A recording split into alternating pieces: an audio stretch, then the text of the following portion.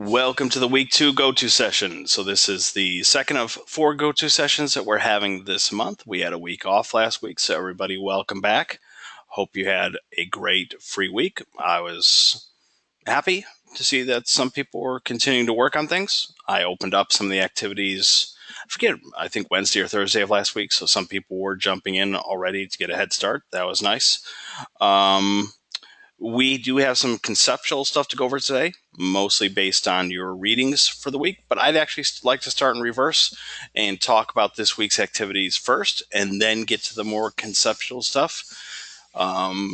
Just so if people have questions or comments over the activities for this week, we'll go ahead and get those out of the way first. So let me get to our class. Okay.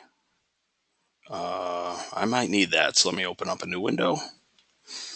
Here's our main page. Okay. And there are basically two things that we're working on this week. Some people have already jumped in on the first. There's a discussion, which is worth 5%, and then the big assignment, which is worth a whopping 15%. Oops, I'm in the wrong week. Same thing though. There's a discussion worth 5%, and then the main activity is worth 20%. So excuse me, not 15%, 20%, where you'll actually plan out your presentation. So we're taking things stage by stage. So nobody's going to start actually working on their 3 to 5 minute presentation yet. I want to see people planning in advance. Because if you attended or watched the week 1 session, we spent a lot of time talking about breaking bad habits of presentations. And well, last week we spent time mostly talking about things not to do in the presentation itself, right? So we spent a lot of time talking about not just slapping words on slides, right? Throwing text on there, adding bullet points, which is what so many presenters do, that we're trying to teach a different philosophy in this course, which is to mostly use powerful visuals, limited text, and then that acts as a sort of backdrop for what's most important, which is your prepared and professional delivery of what you have to say. But I'd say another bad habit is, just not planning, that we sort of wing it when it comes to presentations, right? We open up PowerPoint or Keynote. Maybe we open a preset template and then we just start typing away. And when we feel more or less satisfied and filled up enough slides, we call it a day. Because we don't want that to happen in this class, we're asking you to even just plan your ideas out in advance. And that's what this assignment is about mostly. But first, let me talk about the discussion activity. It's pretty straightforward. And in a lot of ways, it's similar to what you did in week 1. In week 1, you chose 3 TED Talks and analyze them a bit. You're sort of doing a similar thing again, except here it's not a main assignment, it's a discussion activity. In this case, you'll choose one presentation to analyze. But this time we're encouraging you to focus on a role model, right? Someone within your industry that you admire, and to find a presentation that they've delivered. Do I have the discussion open? Yeah, here we go. So as you can see, some people jumped in. I'll encourage you to find my post. I posted a bit late. I should have had it up already, so it would appear automatically at the top of the page. But if you scroll down, you'll find my contribution. So let's see if we can find that. There we go. Okay, and I also spent some time explaining the assignment as well. And then I chose a TED Talk from Susan Cain, and I talked about it. Okay. I'm not sure, she's not maybe 100% in my industry necessarily, but I still think that her talk was relevant to what I do. I write a bit more than any of you would ever write, so don't feel that you have to live up to this for your own post. I mean, you should have hopefully some interesting, in-depth, thoughtful things to say, but you certainly don't have to write as much as I did here. Okay. But if we look at the assignment sheet, and again, I encourage people to always read the assignment sheets completely. There's lots of good stuff on there. You're going to choose hopefully someone who's in your industry, someone you look up to. If your favorite person hasn't given a presentation before, an industry person is fine. And if you're truly struggling and you're not even finding someone, like let's say you're in mobile app design or you're in show production. There should be someone who's in that industry that you can find, but let's say you're really, really having trouble. You could always go back and choose another TED Talk, but here you're not limited to TED Talks. Okay, so you're allowed to use Google. You're allowed to go to YouTube. You're allowed to scour the internet to find a presentation that someone in your industry has given. I guess the only important caution, and I mention it in my post to the board, and I even bolded it so people see, that yeah, you should be choosing a presentation or something that could definitely pass as a presentation. For example, maybe someone's been invited to be the, oh, what do they call it at the end of the year? Graduation, of course, but there's a specific term, and I'm having a brain freeze. If someone can can think of it, you can go ahead and type it in the chat. But you know, when you're invited to be one of the speakers during graduation, sometimes famous people do it, sometimes leaders in business and industry do it. Like that would be close to a presentation. What I don't want to see, and where's my instruction sheet? There it is. You'll notice here in the instructions it says, okay, first think about a speaker you find inspiring and find a video of that person speaking at a conference or a similar event. Typically, these videos are at least 5 minutes and can last as long as a few hours. You know, choose one that is at least 5 minutes. But the important thing here is this part here, okay? To find a video of a person speaking at a conference or similar event. Because what I don't want to see, and I do see sometimes students trying to pass this off as a presentation in the past, is like music videos or other sorts of performances. So 1 month a student found Kanye West performing on Saturday Night Live, right? That's not a presentation. YouTube sometimes has collage type videos where maybe there's a few seconds or 30 seconds of your favorite person speaking in lots of different situations, and they're all put together in a single video, but that's not really a presentation either. So just keep in mind the spirit of this class, which is a class on presentation building, and make sure that you choose something that's appropriate, okay? And like I said, if you're really, really struggling and you have to go back and choose a TED Talk, even if it's not from someone in your industry, that's fine too, because the emphasis here is to try to learn something from people who deliver presentations. For example, I chose that Susan Cain TED Talk, and yeah, I found some interesting things. For example, she uses personal stories.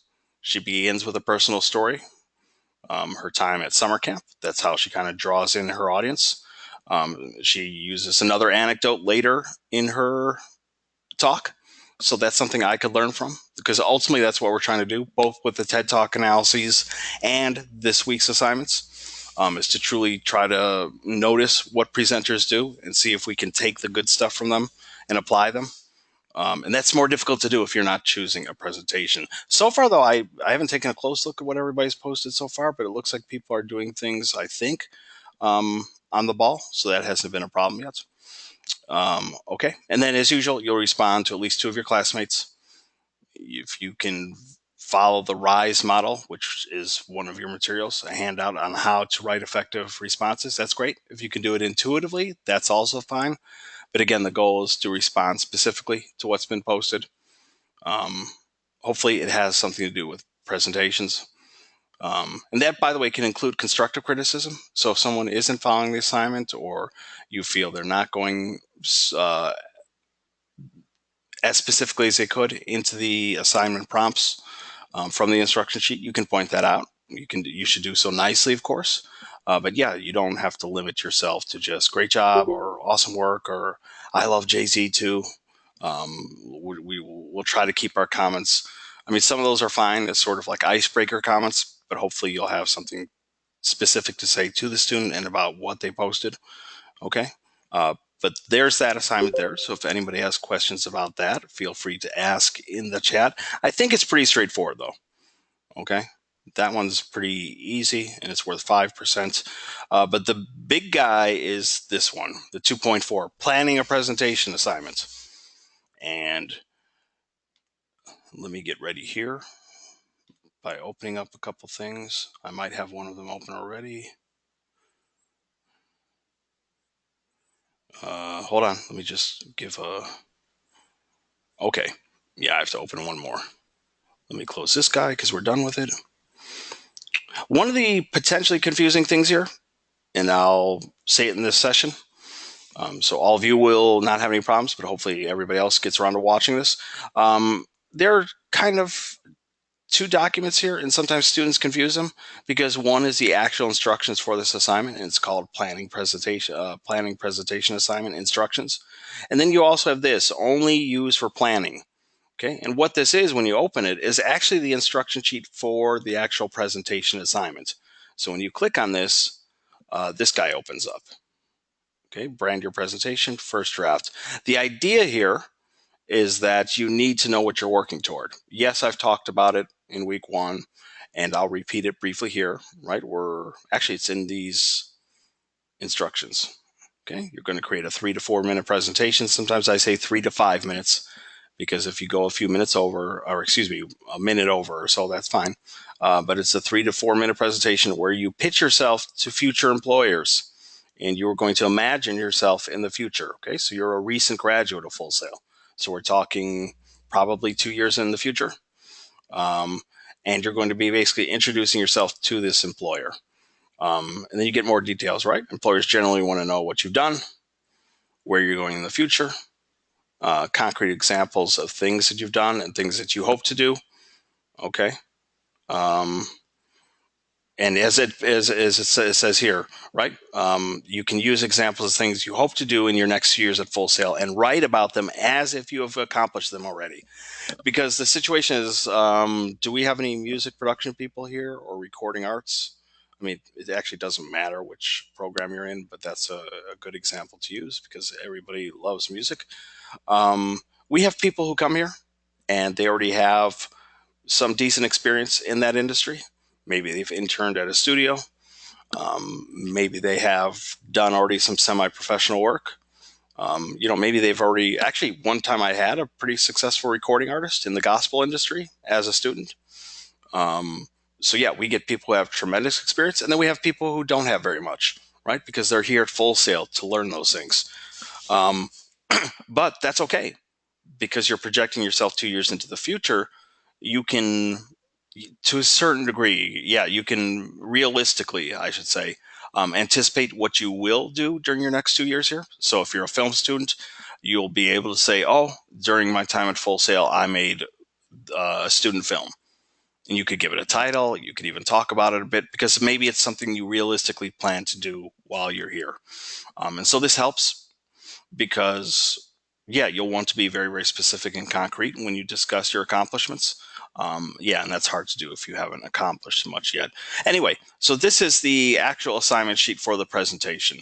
And so if you look at these bullet points here, these are sort of thought questions, notes that you should think about for your presentation. Like, what knowledge do you have? What is your industry? And what do people in your industry, uh, what are a few interesting points about the industry? What do you see yourself doing after graduation? What quality skills do you have, etc. So this is stuff that's really going to go into your presentation. And yeah, make sure that you go over this instruction sheet, but don't confuse it with what you're actually working on this week, which is not this set of instructions at all. That's just there for you to reference. What you'll be working on is this set of instructions here. Okay, so the actual planning presentation assignment sheet. Does that make sense, or is that already confusing people? Actually, that'll give me an excuse to take a sip from my drink.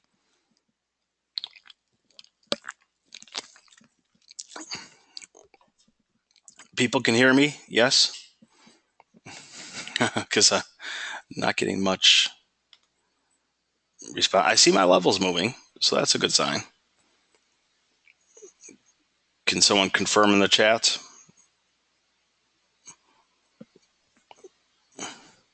Okay, good. Jasper says it makes sense to me. Because that's one issue that, if I had my druthers, I would probably streamline these two documents into one, or I'd make it clear, only because I've seen, and it seems to happen most months, I get 3 or 4 students who go to this assignment sheet, start answering these questions, and hand that in. And then I have to explain, no, these are actually the instructions for, the actual final presentation because you need to know what those are before you can start planning for it. But the actual instructions are here. And if we go down to page 3 or so, this is what you're going to be targeting. Again, read through the entire document, but the important stuff is here. And essentially, you're going to be taking each of these prompts and answering them as fully as you possibly can. Okay, so who's your audience? What type of information do you think that audience will value? And I'll skip this one for a second because I'm going to come back to it. What is your message that you want to convey? What tools, meaning specifically what kind of software do you think you're going to use? Are there any other tools you're going to use? Do you anticipate any obstacles, etc.? But this second guy here is probably the most important, because here's where you're going to actually detail your ideas, what the beginning, middle, and end of your presentation will include. Okay, and you can do so through whatever tool you want. Mind map, okay, or some sort of cluster visual map. Most students, an overwhelming number, just create an outline, okay, but you can use whatever software you want. Most probably use Microsoft Word and just hand in a document that kind of looks like an outline, answering these prompts, especially taking this section here and kind of having a mini outline or a larger outline within the larger assignment.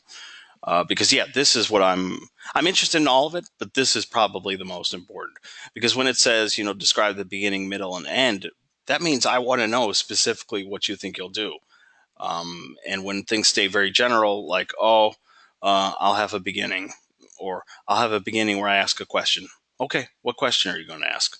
Or I'll begin with an anecdote or a personal story. Okay, what is that story?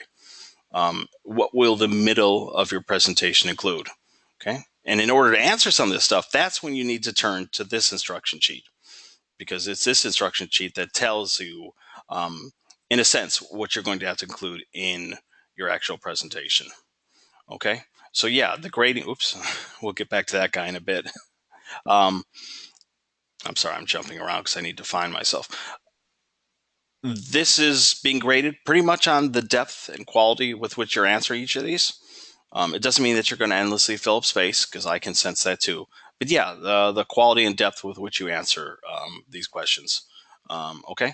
The good news is it's kind of penalty free to a certain degree, in the sense that at this stage, I do want you to be able to think things through and try different things out, and you don't get penalized if I think, well, the middle section of your plan presentation probably feels a little bit off to me. No, I'm grading it mostly on the effort and the depth of information. After all, we're planning at this stage, so I don't expect the plans to be perfect. Plans are meant to be revised. But yeah, I do want you thinking through what your presentation is going to look and feel like. And in this assignment, I want to see it pretty specifically, because that's what you're being graded on. That's why it's worth 20%. I mean, that's a fifth of your grade. Why would I give away a super generous grade if everything on the page is very general? So this is your chance to be as specific as possible. And Martin says, are there sites where I can view different software for presentations other than Word and PowerPoint? Great question.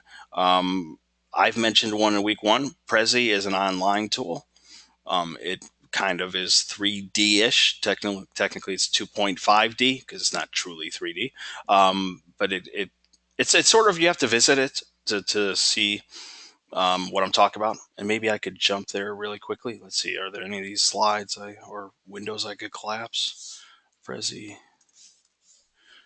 Right. So Prezi is a popular one. Another software that lots of people don't think about are video software tools. So on a Mac, we don't really have an example of Prezi here, do we? But if you have an iMac, iMovie is a great tool. It's been a gazillion years since I've used a PC, but PC must have similar software like, I don't know, Windows Movie Maker. Do they still make that program?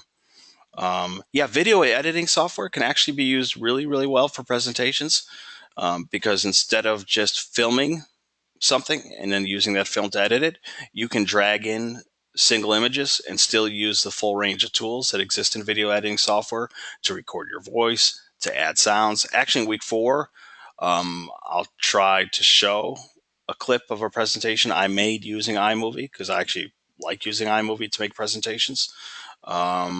So, and if anybody else wants to help Martin out, you can think of different software that you might consider for presentations other than Word and PowerPoint. Feel free to shout them out in the chat, and I'll just repeat them to him. I was hoping for an example of a Prezi. I'm not finding it, so I'm not going to waste time. But yeah. If you fool around with Prezi, um, well, it looks like they used to have a plain free version. I can't believe that you get. But anyway, you have a free trial if you want to try it out, just for a single assignment. Yeah, good question though. Okay, so any questions over these two activities for the week? I mean, in essence, I think they're pretty simple in the sense that one discussion, you're going to find a presentation and analyze it and participate in the discussion. And the other one, you're just planning. Okay, you're just telling me what you're going to do, what tools you're going to use, what you know about your audience, or what you think you can guess about your audience. And as long as you're answering those questions pretty fully and thoughtfully, you should be fine. But yeah, take it seriously because you are planning your presentation. Okay. I'm going to move forward because I don't see anybody asking questions yet. Though if you think of some, because maybe they're not occurring to you now, go ahead and make sure that you answer them. Okay, we're going to get more into the conceptual stuff. And I'm not going to fly through this, but I'm going to try to be a little bit quicker than last week because I don't want to get bogged down. So welcome to week 2. Everybody have a great 4th of July. Okay, you had a bunch of chapters to read this week from Slideology, right? I forget. It was like 12, 1, 2, 5, 9. It like jumped all over the place a little bit, but it basically was a lot of the early chapters with one of the later chapters tucked in there as well.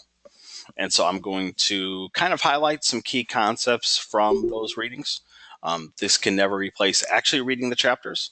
So please make sure that you're keeping up with both textbooks, Resonates and Slideology, because the chapters are not terribly long, but they are filled with good information.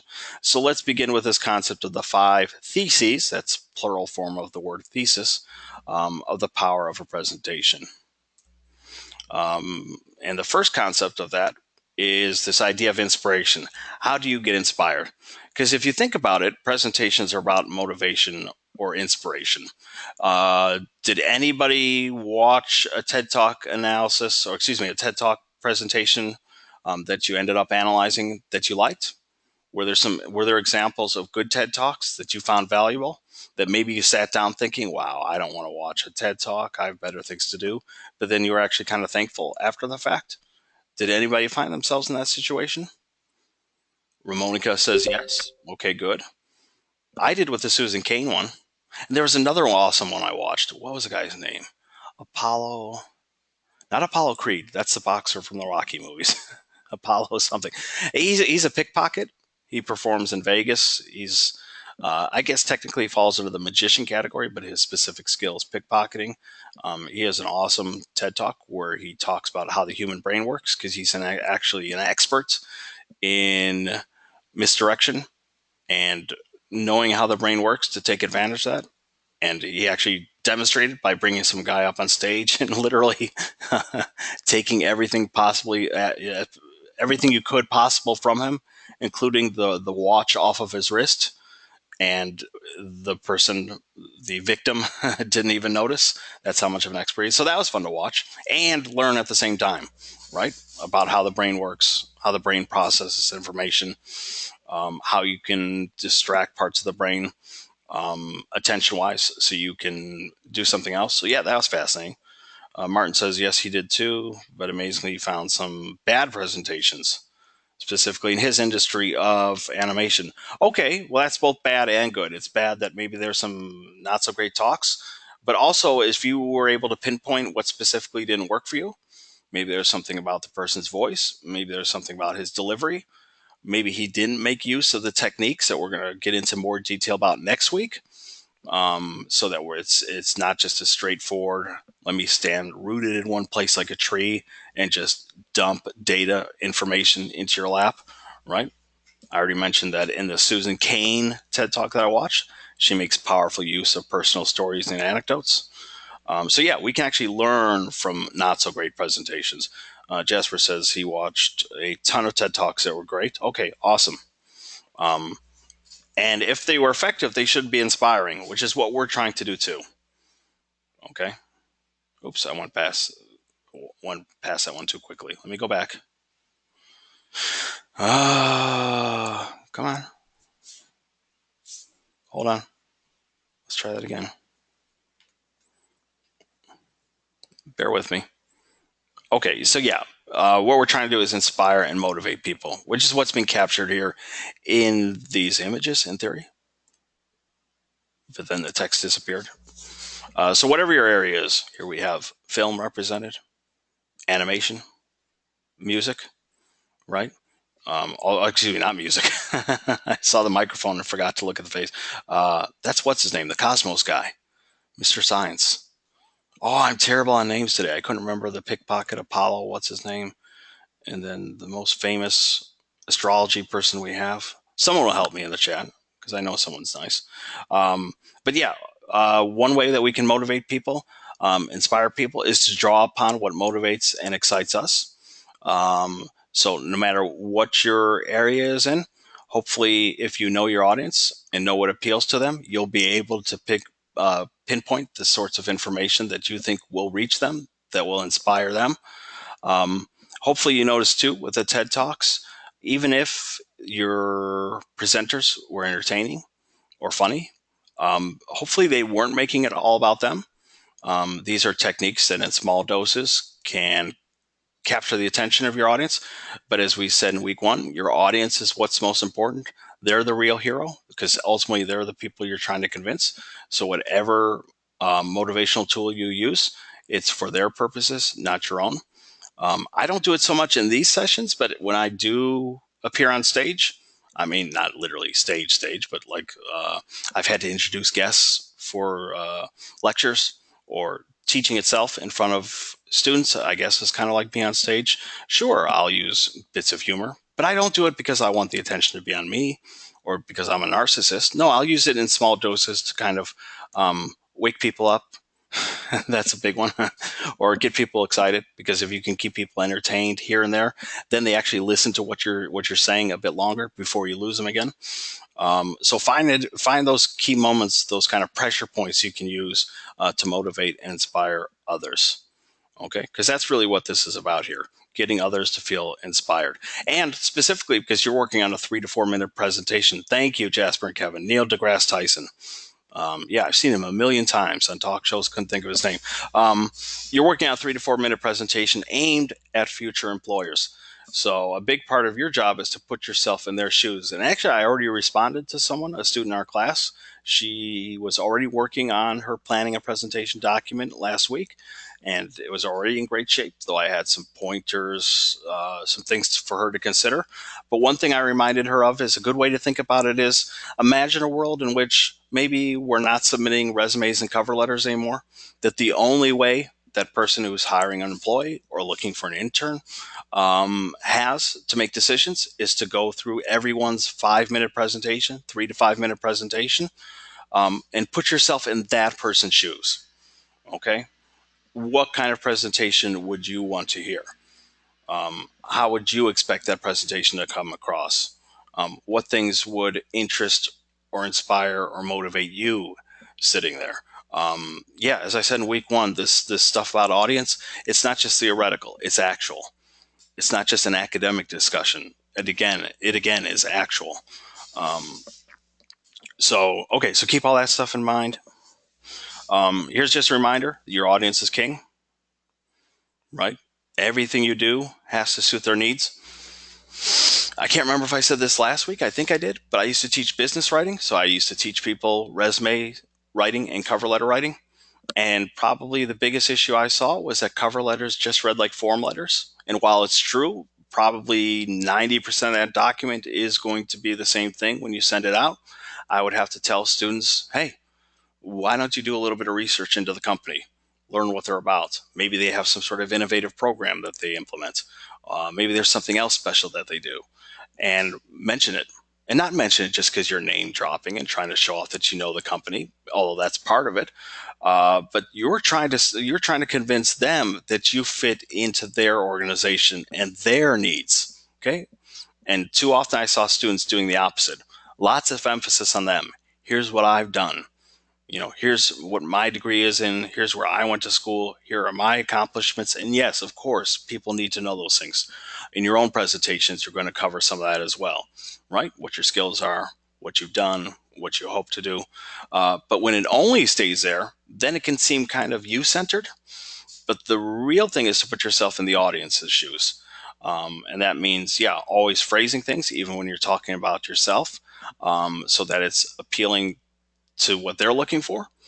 And also this sense of you're sort of reaching out to them. Okay. You need them a lot more than they need you. And that's something to keep in mind. Okay. So how can you connect with your audience?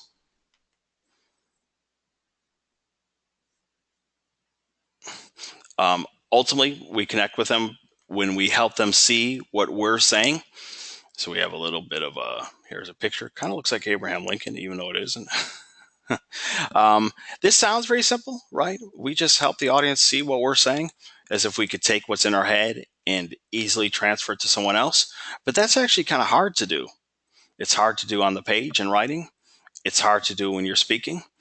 One of my challenges every week when I host these sessions is I have to trust that my information is presented and organized in such a way that it's logical, that it makes sense, that it's not scattered. Yeah, because it's difficult to do, because sometimes what's in our head makes complete sense to us, but it doesn't make so much sense when we put it on the page or when we have to speak in front of someone. And probably you've seen examples of this. I think I mentioned speech class last week, where sometimes in speech class, you're so filled with nervousness or panic that you start fumbling, or you look up and see that bored look in the audience face, and that throws you, and then you lose your place, right? Those things can affect the message. But when that happens, of course, you as the audience, you tune out even more, because suddenly you can't make sense out of anything. It just seems like someone's speaking random words to you that you can't follow. That can happen even when you're not feeling panicked or feared. And it happens if you're not planning, you're kind of winging it. When you're not self-critiquing, looking at your work, putting yourself in the audience's shoes and making sure that it makes sense to another person, um, bringing in an outside voice, or excuse me, an outside perspective. The good thing is in this class, you'll have obviously me giving you feedback. And after your first draft, you'll also get feedback from your peers. So you'll get a lot of feedback, but eventually you'll probably have to learn how to do this on your own. And yeah, if it sounds like I'm beating the same drum, I apologize, but I'm going to do it every week. The secret to good writing, the secret to good presenting, the secret to good communication is stepping outside yourself. Because when you do that, that's when you can catch the awkward moments, or you find out that something just isn't even phrased the right way, or you suddenly realize, oh my gosh, this makes complete sense to me, but this would never make sense to an audience. You do that by putting yourself in your audience's shoes. And when you do that, yeah, then they'll see exactly what's in your head. Then you'll have a pretty clear transfer of idea to communication. Last week I touched on this. We can roughly think that presentations are divided into two broad categories. There's the content, that's the actual meat of your presentation. For this class, it will be what you're saying out loud. Okay, so yes, you'll actually script what you're going to say, and you'll record then from you reading that script, so it doesn't sound like a lot of ums and uhs. Like right now, I'm not working from a script. One, because I don't want these presentations to feel super stiff, these go-to sessions. I wanted to have more of the feel of like, yeah, something that's occurring live, something that's occurring in real time, something that has a real human being speaking. Because if I'm just reading from a script, then what is that? That's just you showing up and listening to. I mean, if I'm doing that, I might as well just record everything in advance, make it perfect, make it flawless, and then you could, you could watch it whenever. So yeah, to make it more personal, I'm sort of, and plus I've given these lectures so many times, I know what's covered. So yeah, your content is what you're actually saying. This will be the recording section of your presentation. And then there's the visual component, okay? So image, text. And speaking of visuals, and here I have it represented through two examples. We're working toward, yeah, again, simple visuals, effective visuals, limited text that act as a backdrop for you and what you have to say. But when we do use visuals, we have to give some attention to how those visuals appear on the page. Sadly, Chapter 6 from Slideology was not assigned this week. I don't think you get to it until week 4. But those of you who feel like you don't have the greatest either design background or design sensibility, I highly recommend looking through that chapter. If you want to start taking a peek at it in advance, that would be perfectly terrific, because chapter 6 really gets into the nuts and bolts of design. Now, the good news is I don't grade that heavily on design. I just want some sense that things aren't just being thrown on the page or that any font was grabbed, that I can see that you're actually making choices and trying to make the slide look orderly. That you're trying to follow some sense of design. By the way, most software programs, if you've ever tried to drag an image into PowerPoint or Keynote, you'll see these lines suddenly appear. Those are grid lines. The software is actually trying to help you out in terms of where it should be placed, so you have a little bit of help there. But we're trying to avoid is chaos, which is represented on the left side here, right? There are times where visuals can be so busy, or there can be so many bells and whistles, so many distractions, and that's not what we're aiming for. Everybody's been to a terrible website, right? Where the second you go in, you're assaulted by a pop-up ad. There's stuff flashing on the right side. Sometimes a music or a video starts playing. That drives me nuts, by the way. I hate that. There's nothing that drives me more crazy. And I go searching for the pause button on that little mini video because it's nothing more than an ad playing. But yeah, you won't have those kinds of distractions in your presentation, but you might have visual distractions. So what we're going for is a clean, efficient look, okay? Not chaos. And this leads naturally, by the way, all these terms here are taken directly from your reading, and we're actually going through the 5 principles that were covered in the chapters you read for this week. So the next one is the presentation ecosystem, fancy way of saying that we can further. Remember, we have content versus imagery. So yeah, we have what we call the message. This is, again, what you're literally saying out loud. This is your content. There's the visual element. And we could even add in a third line, which is the delivery method you choose. Oops, there's supposed to be more to that visual. Hold on.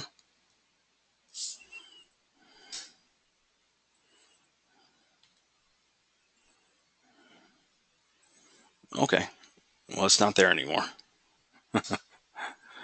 Note to self. Maybe I needed to plan.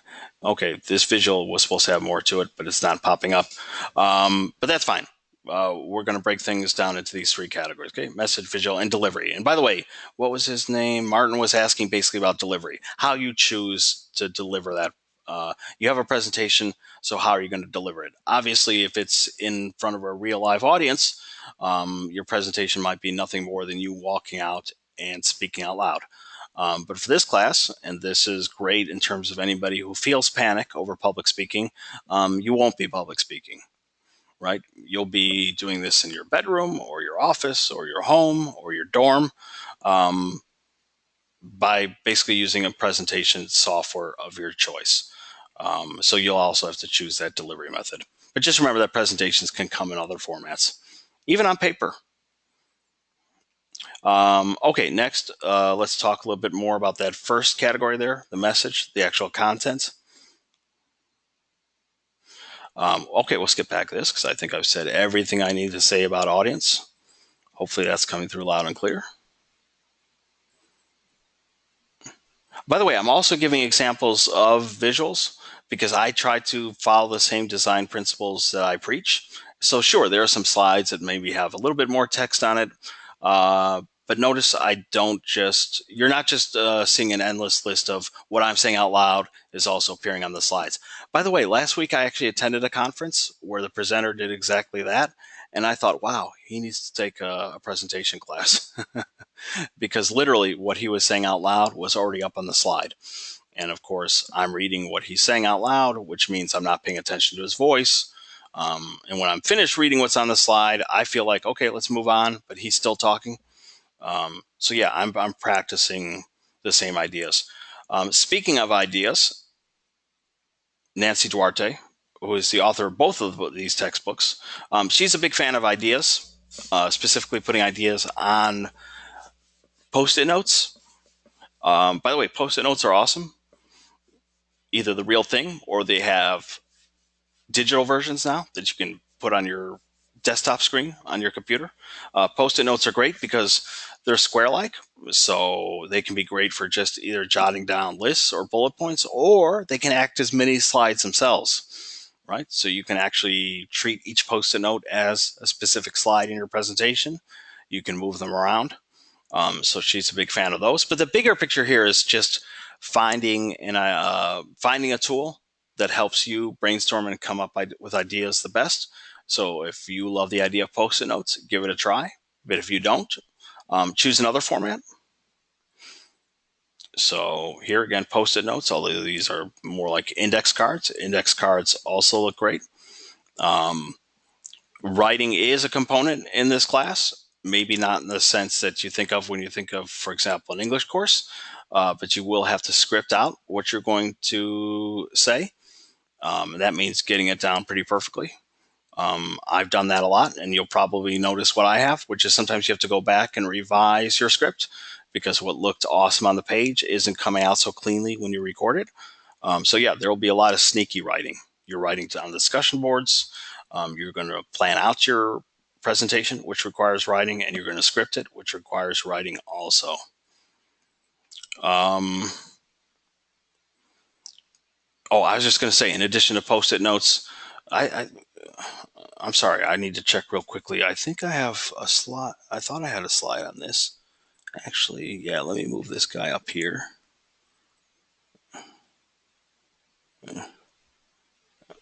Okay, yeah, that's the only one I thought was coming next.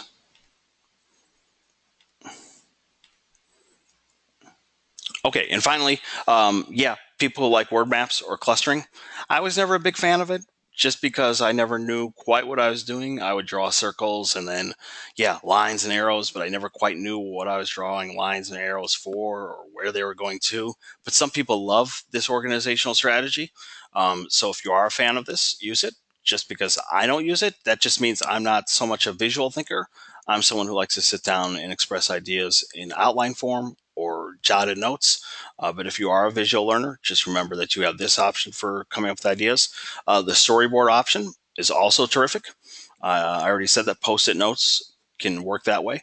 But these are awesome because, again, you can actually plan out what you are going to have in each slide and then have your script below. So just another option you can use for coming up with ideas. Also, any of these techniques would also work for this week's planning assignment. I mean, if you use something like a cluster map, um, it needs to be clear to me, your organization, the order of ideas. But if you can use one of these kind of not so typical forms and still make things clear, that's awesome as well. And you'll notice every week's assignments, by the way, are designed that way. So I know that sometimes students get frustrated because I get lots of questions week one. Please tell me what format, what software do you want for the TED Talks? And I have to say, by the way, I do understand the question and the concern. It's something I would ask the instructor too. But I say, yeah, use whatever you want. Use whatever's most comfortable. And that's going to be my answer for just about every assignment, right down to the presentation itself. I will help along the way. When we get closer to the presentation and the actual creation of it, I have past student examples to share. And one uses PowerPoint, and it's a little bit old school in the sense that I'm not sure that the student was super comfortable with design issues or using fancy technology, but she still did great. All the examples I'll share are kind of A level or maybe low A grade wise, but they're all good presentations. So yeah, there's a more old school PowerPoint, but she's still following the principles in this class. So she's not just choosing a template. And just filling up the slide with text and bullet points. No, she's still using a visually driven presentation format. The other two guys, I don't know what they used. It looks like they use video editing software to create their presentations. So you have a lot of options and you'll get to see past examples. Yeah, there's a visual element. Okay, so here's some cool visuals. By the way, Chapter 6 teaches you a lot about this. I'm talking about slideology, by the way. It teaches you a lot about design basics. Some people know these things already. Some people can do them intuitively. But for example, if we look at these images, you might not see it, but um, there's something that's called the rule of thirds. I'll go ahead and type that in the chat. Maybe some of you have heard of this before. If anybody is in photography, maybe you've heard of it, heard this term. Um, Basically, it has to do with spatial organization, that we can take any kind of frame and either vertically or horizontally divide things in thirds. And that's actually what's going on in both of these images here. So the bottom third here is the ground, right? The middle third is the tree line, and the upper third is the sky. Negative space or absence of something can also be an element. Okay, so it doesn't mean you have to fill each third with something. It can also be empty space. Same thing here with the cups, believe it or not. In this third, we have practically nothing, although technically probably a little bit of this cup is showing up in that third. The middle third, we have kind of the middle of this pyramid of cups, and the final third, of course, is completely filled. And actually, if we go horizontally, we have something similar too, in that the top third doesn't have as much stuff. The middle third has more. The final third has the most. Now, if you're not a photographer, you're not an artist, you're not a design person. If right now you're thinking, I have no idea what he's talking about, thirds, rule of thirds, dividing vertically or horizontally the image into thirds. Also, it can be divided into fourths, by the way. Don't worry so much. Again, I want to see people just trying, again, to at least follow some sense of order. That means carefully placing the image somewhere so it looks good to your eye. It means not just grabbing the first font that you see, but an appropriate font. I have seen students grab very dark fonts and put them against a dark background, or the opposite, very light font against a very light background, which makes it nearly impossible to read.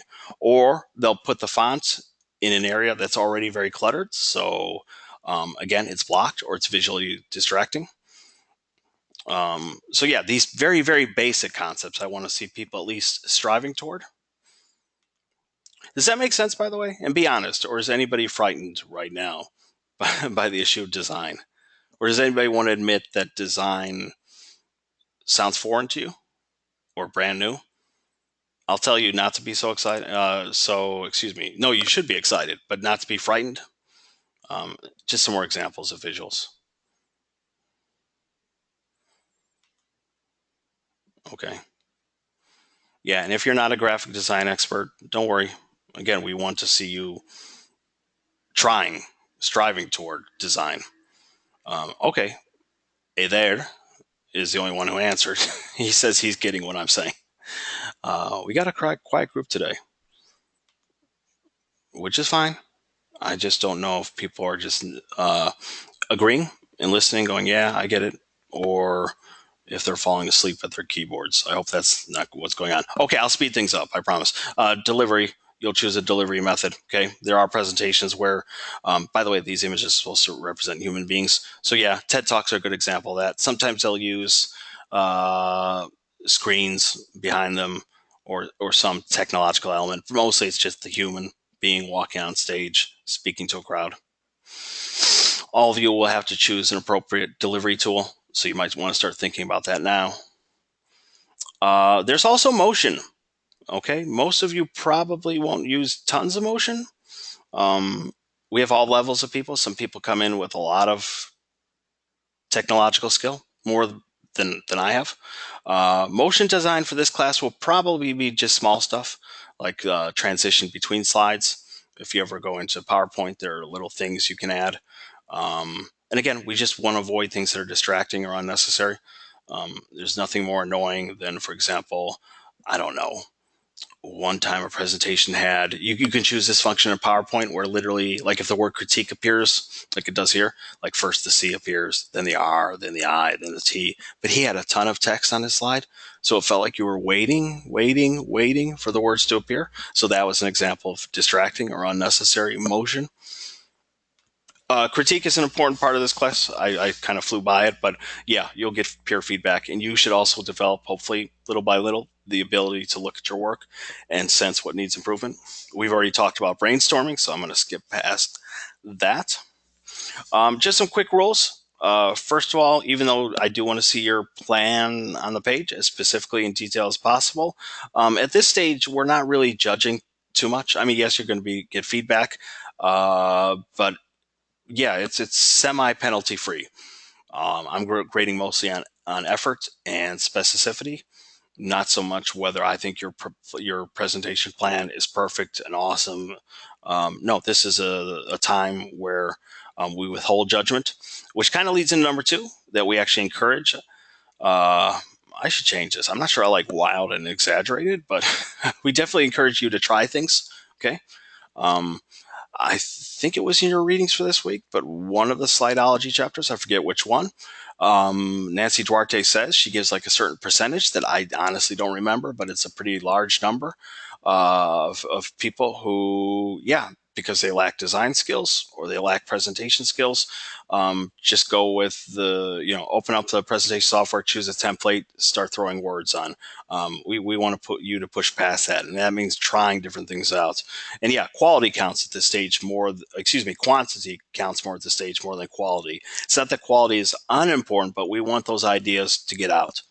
Okay, I'd rather deal with a planning document that shows careful thought, but yeah, has lots of details on the page so I can go through them and give feedback on which ones I think are headed in the right direction and which ones maybe need revision, rather than just a few quickly written sentences that stay very general, because then, I don't have as much feedback to give. Let's see.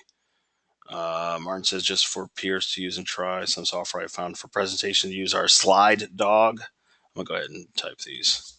Slide Dog, Slide Shark, and Clear Slide. I should be capitalizing these, but I'm not going to go back and fix it. So, okay, I haven't checked out any of these. I've never used them, but there are more options. Yeah, I'm sure if you Google stuff or do some searches, you can find different presentation software, maybe even ones that are cooler than the ones that we've been talking about. Rule 4 and 5 are self-evident. This is a big part of the TED Talk analysis, so we can learn from others. And yeah, of course, every person has value and worth. Okay, let me fly through this because I want to keep these sessions to around an hour. We've already talked about this, okay? In your presentation that you're working toward, you're going to share your experiences when you're speaking to an interviewer or an employer. Sure, you're going to discuss what you have in common. Next week, we're going to talk about specific techniques like how to share a short personal anecdote. Other things, maybe the anecdote comes from history.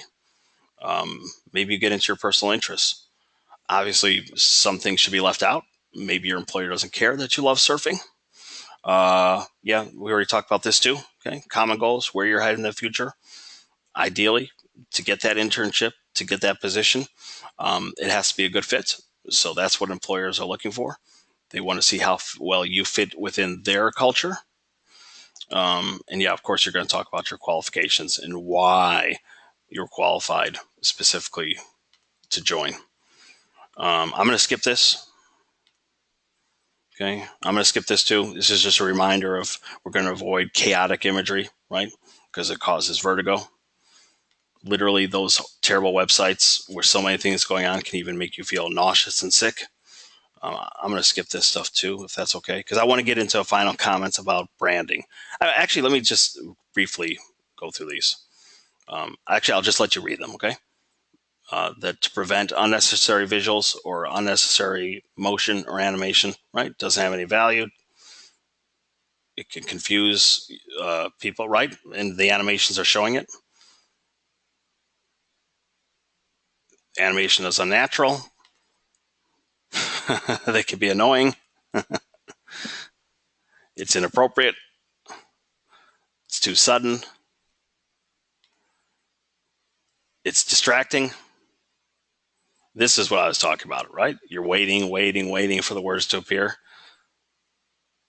Yeah, that's not helpful. That's actually frustrating. So yeah, be careful because presentation software has all these cool tools, but if you get carried away with them, again, they just serve no purpose. I was going to briefly show. What happened to my? Hold on, there's some slides. If I can't find it, I'll just switch to the question and answer section.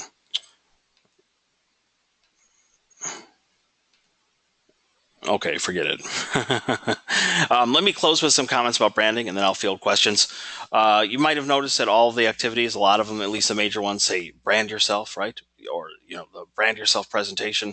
Um, and I always get a little bit nervous about that because branding sometimes gives students the wrong message.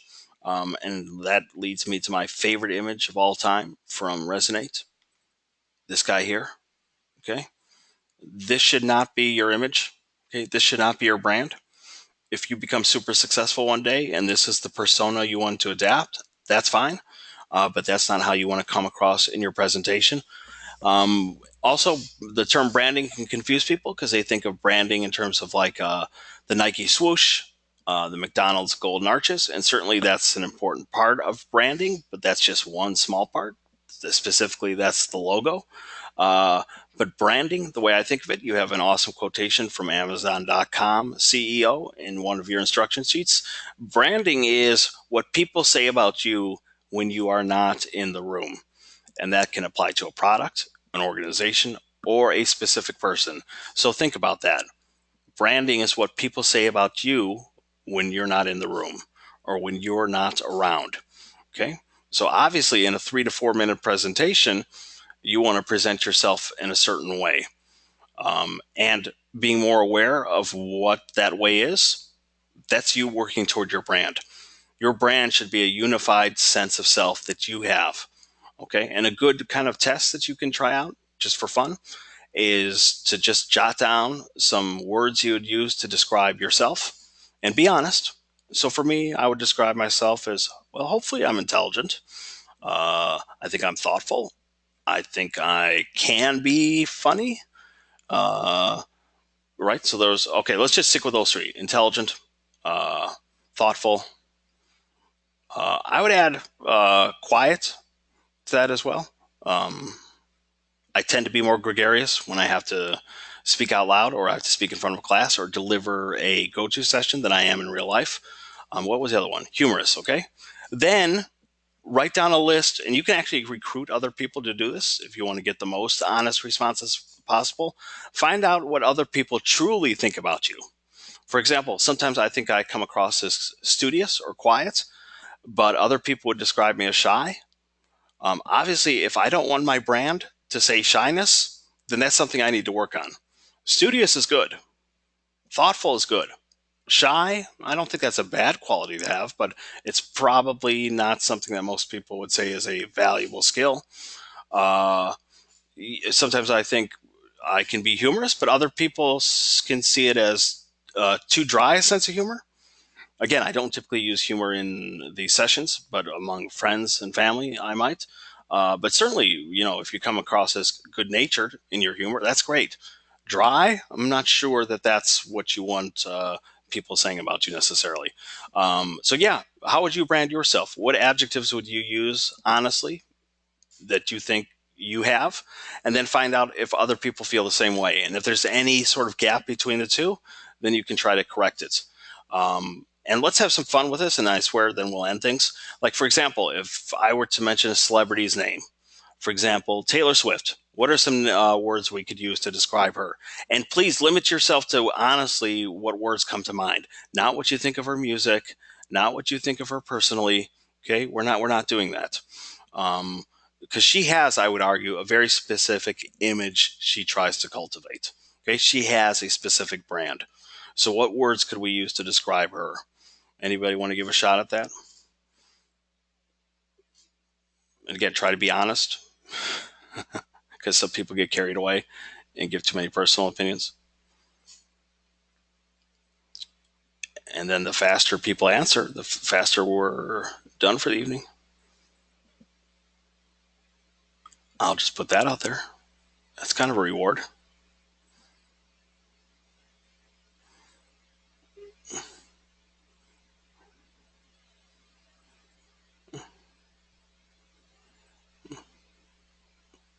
Nobody can think of a single word to describe Taylor Swift if you hear her name. There says motivated, self-driven. Okay, good. I think that's definitely true. right? And I'd say those are positive attributes. She's certainly, yeah, she's a machine. Anyone other than A there who has opinions? Can we not just think of adjectives, or people? I know it's tough, but I swear we really are about done. I mean, I have adjectives, but I wanted to see what other people say first. I would add words like truthful.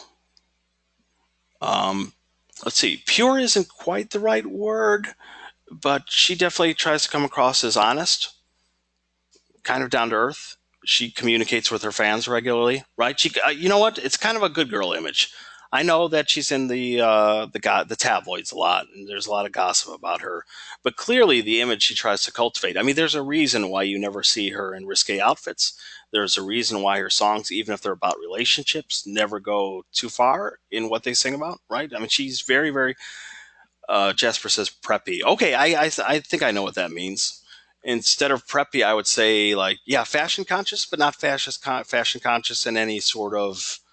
Um, Again, she's not appearing in skimpy clothing usually. She's not like Lady Gaga in terms of that she's flamboyant.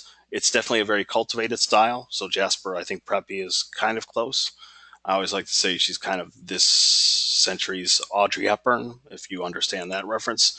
Anyway, my point here is, before I let you go and open up to questions, is that her brand is not accidental. Okay, she controls and she works on every aspect of that.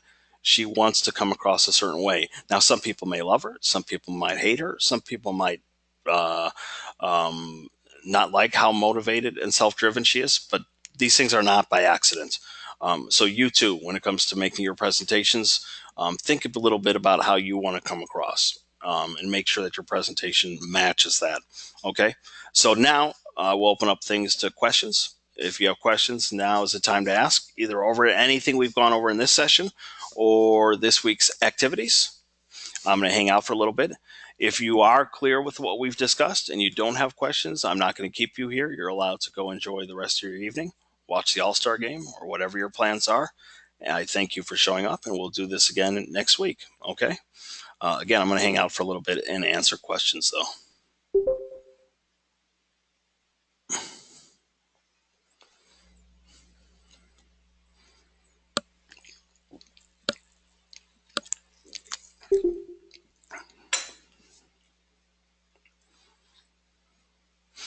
Oh, thanks, Jasper. Jasper says assignments. Yeah, I'm grading them now.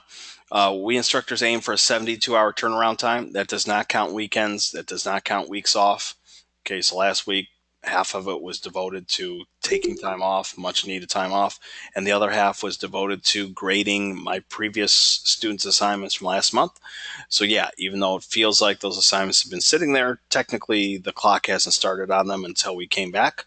So yeah, I'm going to try my hardest to get them graded by tomorrow at midnight. At least the TED Talk one to begin with. The other one, the discussion, which is worth 5%. Obviously, I'm going to get moving on that too. I'll probably push that back to second. Probably because I think more people want to know the results on the one that was worth a higher percentage, right? The 15% assignment versus the 5% one. But yeah, they're both going to be graded. But the TED Talk one, definitely by tomorrow night, midnight. Okay?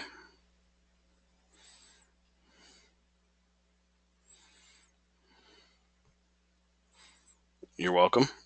Any other questions?